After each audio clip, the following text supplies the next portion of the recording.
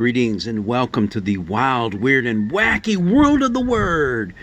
Yeah, we're going to be looking at a particular word in that word that I think we sometimes get the wrong idea about what it really means.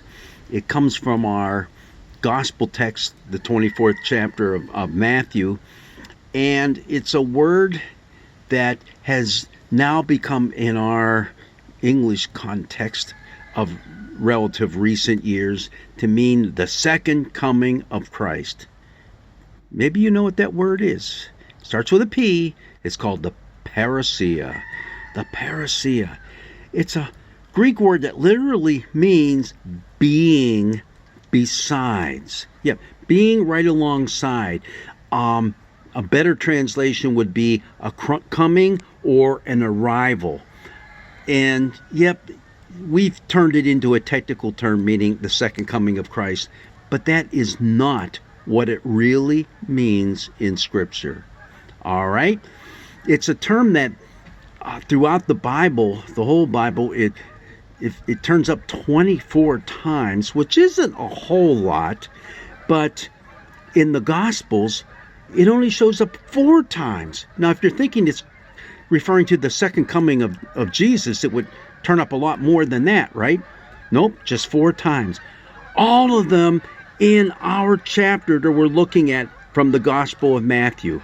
So evidently, those 4 times that it shows up in the Gospel of Matthew, it must have meant something to him that it didn't mean to the other Gospel writers. So let's take a look at that. When you look at it, it appears that it's used in a very militaristic way. Yeah, it has very pointed words that when you see it in the Gospel of Matthew, it's referring to a king. Yeah, Jesus, our king. Yeah, and throughout other ancient writings of the time in that empire, it denotes the arrival of a king or an emperor or a governor or somebody pretty important in the government ranks. So that would be his parousia. He's coming. And when he came to town, you knew it because, generally speaking, all of a sudden, you had a new tax that was levied on you. Yep. Yeah, we know what that's all about, right? And this tax would be used to prepare for the arrival of that king. Oh yeah, you would have the roads all smoothed out and all the bling that would be available for when that person came, and the crowds would be worked up into a frenzy, this, that, and the other.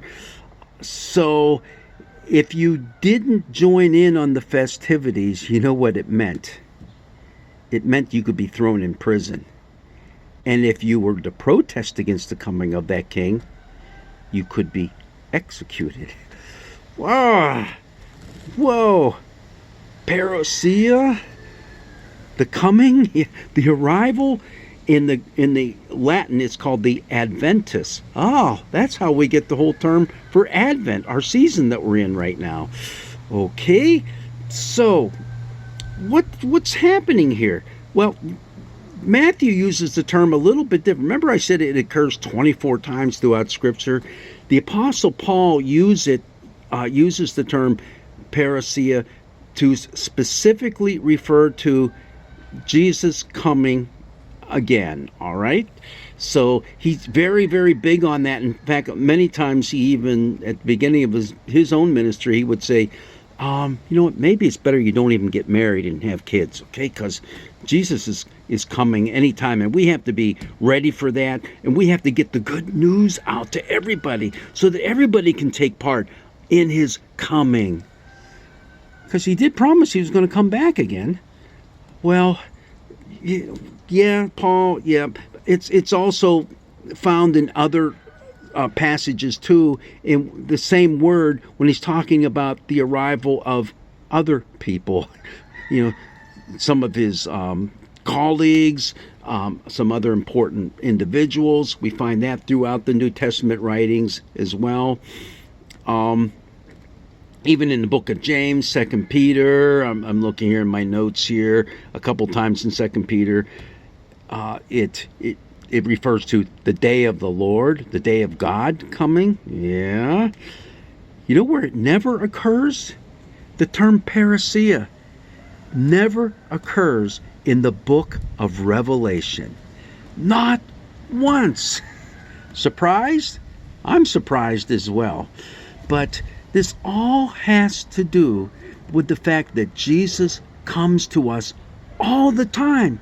He's going to be coming to us one final time when God's kingdom is going to be fully consummated on this earth. It's something that's here and it's coming, but it's not fully here yet. So we're told to be ready for it. And how are we ready for it? By living out the life we're called to live as His children. Loving, caring, looking out for those who are weak and vulnerable and poor, all those types of things. But what's interesting is that as we live out these lives, we're not just kind of peeking up into the air and say, oh, is this the day? Is He coming right now? No, we're not worried about that. We're just worried about loving one another as He first loved us. So get it out of your mind that word parousia means the second coming of Christ. That's not what it means. It means His arrival. And His arrival could be at any moment, but it is at every moment of our lives. Jesus is with us, now and always. Just be aware. Look for Him. You will see Him at work in your lives and in the lives of those around you. Okay, well, getting a little gray and overcast right now, so God's blessings be with you as you look forward to His parousia.